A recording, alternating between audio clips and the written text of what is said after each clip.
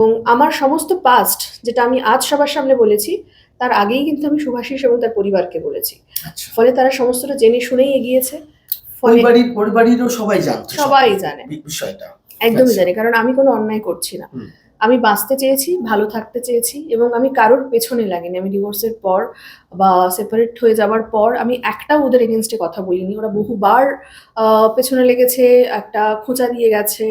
আমি in fact last যে পোস্টটাও করেছে যে এবারে থাম, সেটার মধ্যে দিয়েও কিন্তু ও অনেক কিছু বলার চেষ্টা করেছে যে অনেক কটা বিয়ে অ্যান্ড অল সেটা বলতে চেয়েছে। বাট এইটাই ছিল আমাকে সবসময় একটা মানে ব্ল্যাকমেইল করার একটা সেটা তো আপনি স্বীকার শব্দ। করছেন এখন। হ্যাঁ, আমি হ্যাঁ, কিন্তু হ্যাঁ। ওদের তরফ থেকে কিন্তু আপনি কোনো স্বীকারোক্তি পাবেন না। যে আমি যেগুলো বলছি, সেগুলো যে সত্যি সেই স্বীকারোক্তিটা কিন্তু আপনি পাবেন না।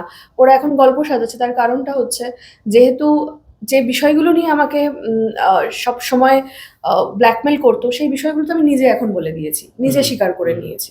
ফলে নতুন করে বলার কিছু নেই। তো তাই জন্য নতুন, নতুন গল্প ওরা ডেফিনিটলি পাতবে। বাট আমার যেটুকু বলার আমি আমার লাইভে বলে দিয়েছি।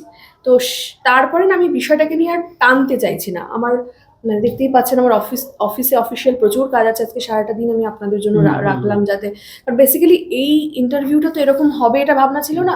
কারণ একটা আফটার ম্যারেজ সকলে আসবে একটা ইন্টারভিউর জন্য, এটাই ঠিক ছিল।